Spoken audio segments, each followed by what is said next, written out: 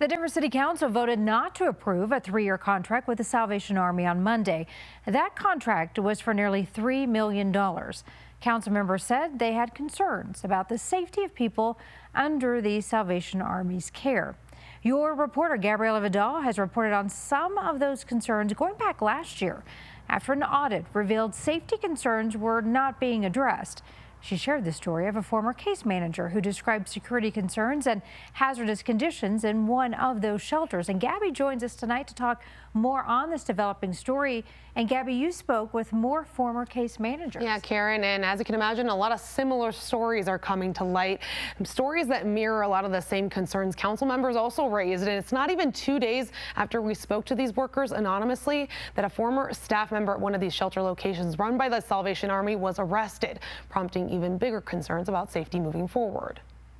Kind of describe the working conditions. 3 former case managers. I'm thankful that I left when I did. With 3 similar experiences. When I walked out, being out in my truck on my last night, I broke down into tears because it just felt like the stress was off my shoulders finally. When I first started working there, I felt really I would say empowered, I guess, that I was able to help people. A feeling that reached a boiling point while working for the Salvation Army at one or even several of the shelters for those experiencing homelessness. I worked at Best Western, Doubletree, Embassy. This former employee quit just this month after 3 years, pushing through what she says was a toxic and unsafe working environment. We're being put in these positions wanting to help people, but we're literally just watching them suffer and making it worse for them. My biggest thing that finally pushed me to leave was our security. The security was a joke. They would not check bags. They would literally do a quick little wand. Both men say they were working at the 4040 Quebec Street shelter and say weapons, drugs, and violent offenders would keep slipping through the cracks, despite what was supposed to be security changes to the property following 3 homicides here nearly a year ago. I helped teach a recovery program, and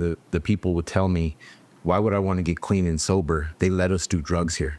And so we were enabling people. And the fact that no one else has been killed via homicide in the last, year is absolutely amazing. Now the same facility at the center of another crime. Denver police arrested 43-year-old Billy Johnson for a sex assault that happened at the Quebec location. Johnson, who was a staff member at the shelter, had a history of robbery, drug, and weapons possession, and most recently felony kidnapping in 2015.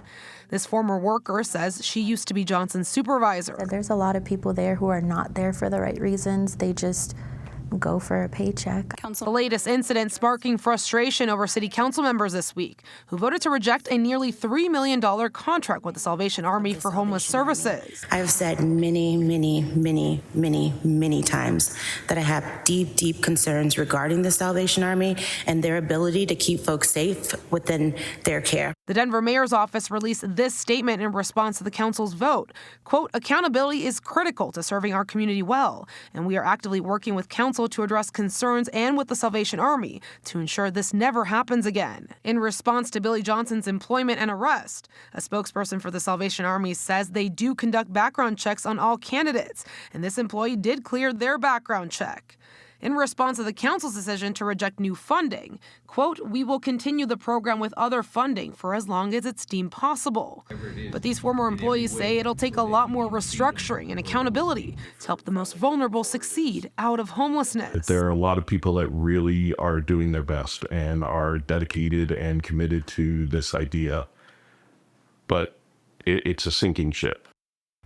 And a spokesperson for the city tells us that they are reviewing procedures and plan to take steps to make sure nothing like last week's incident at 4040 Quebec Street happens again, including on-site monitoring and random monthly drop-ins conducted by city agencies, Karen. Oh my gosh, so many things to pop up here. And then if the funding runs out with Salvation Army, how are they going to fund it? Yeah, well, they say that they're going to keep working as long as it takes to continue funding and helping the people in this community that are experiencing homelessness. All right, Gabby, thank you.